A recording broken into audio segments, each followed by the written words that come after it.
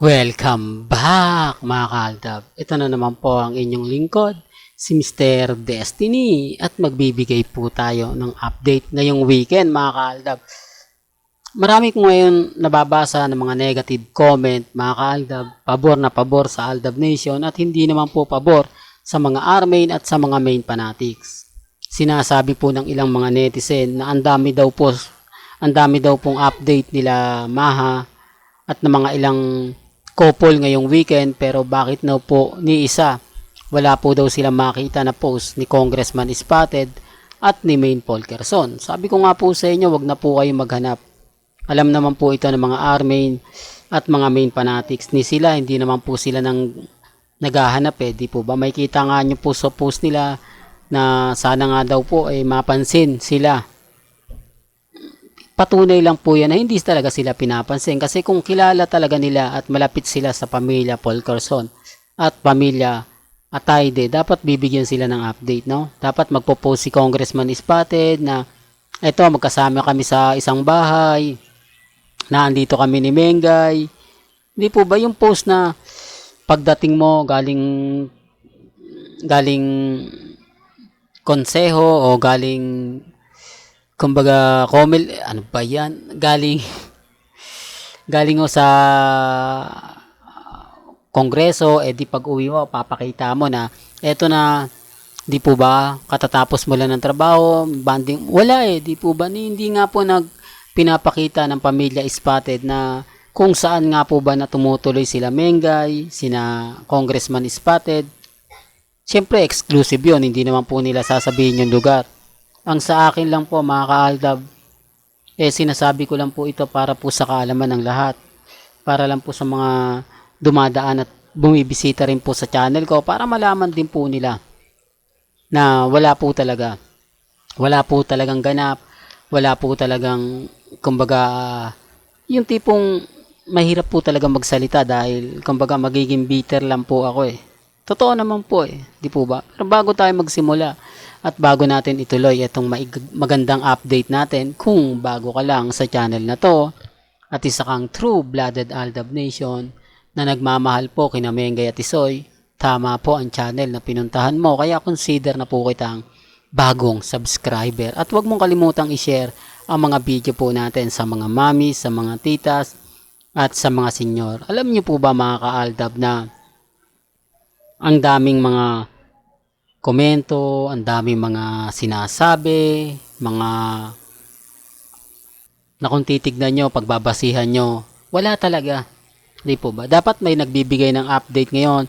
Di po ba ngayong weekend, ngayong linggo, nagsisimba sila sa Quezon City, sa District 1, para lang, kumbaga, makita sila magkasama. Para lang po, alam naman po natin na dati, i-remind ko lang po sa inyo, kaya nga po si Father Jeff, natuwa kila Mengay at kay Alden Richards dahil nga po nagsisimba po ito sa Antipolo mismo. Pumupunta po talaga sila kapag si Father Jeff ang nagkukumpisal, na andun sila. Tapos alam niyo, para lang po klaro, para lang po sa kaalaman ng lahat, baka na naman kasi may mag-react di po ba?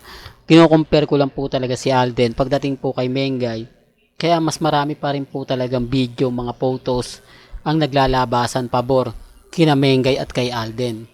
Ito sa dami po dapat na mga post, mga picture ni Jella Atayde, ni Mengay, ni Ria Atayde. Pero parang wala Pansin nyo po ba? Titignan nyo po yung social media account nila. Tapos sasabihin ni Jella Atayde na talagang maganda, masarap kausap si Mengay, kwela, gusto nyo. Pero bakit wala po sila mga exclusive photos? Hindi po ba? Mga photos na kahit papaano mapapaisip sila, kahit papaano masasabing, oo nga no, parang bakit ganito, bakit ganon. Ang daming question Ang daming nagsasabi ng ganito, nagsasabi ng ganon. Pero sabi ko nga po sa inyo, depende na lang po yan sa mga magre-react at magko-komento. Ang sa akin lang po, gusto ko lang ipahayag sa inyo yung mga nagiging senaryo po ng mga ibang R-Main at main fanatics na bakit daw po walang post. Alam naman po nyo, ang Aldab Nation, di naman po talaga makikisaw-saw dyan. Hindi naman po natin yung pinag-uusapan dahil kumbaga nakatutok lang po naman kayo kay Mengay at kay Alden. Sinasabi ko lang po yung katotohanan.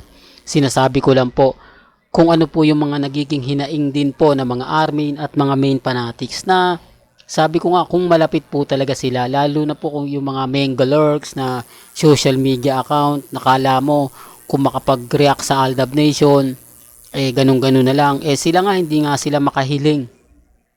Hindi sila mapagbigyan na sana naman daw po ay mag-post si Congressman Spotted na maganda, mag-post ng ganito, mag-post ng ganyan. Di po ba wala?